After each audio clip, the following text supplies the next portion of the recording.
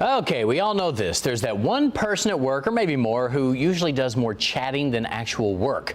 They can get in your way in the job. So how do you tell the office chatterbox to be quiet without actually having to say it? Joining us now, Dr. Mimi Hull. She's a workplace psychologist and runs hullonline.com. Always great to see you. Appreciate you being here. Why do people, we'll start with this, why do people feel the need to talk so much? I think most of the time with the chatterbox, they really think they're being helpful.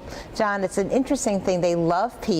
They always have a story to tell. They think they're entertaining. They think they've got information that they really need to share with you. And so again, their intentions are good, although the effect is not. All right, so how do you get them to back off a little bit so you can get some work done? One of the things is when they say to you, do you have a minute? Let them know that, yeah, you have a minute, and then do something like look at your watch and say, yeah, I've got about a minute on that, and really keep them limited to that. You need one of those little sand things, you turn it over, all right, you got this much time, and then go away. But then, some people, if you have offices, we don't have offices here, but some people close the office door. I guess that's one way, just shut it out completely. Does that work? That can help, and it lets people know that you're busy and you're working on things. But if you don't have an office door and they come in, immediately stand up and greet them. And don't sit down. And that's an interesting piece, because if you're both standing, the chance of that conversation being shorter is increased. Really? So then when you do sit down, they walk away is the general theory, or you wait for them to walk away? No, you just stay standing. And if they keep standing with you, then you start to walk towards the door. And we're really a nation of sheep, and as you walk towards the door, they will as well.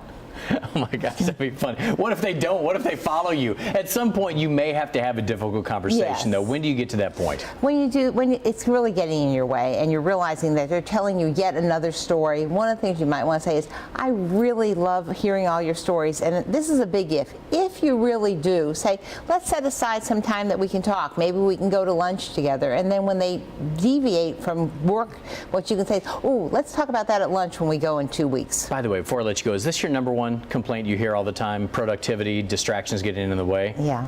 Bottom line, what do you tell people?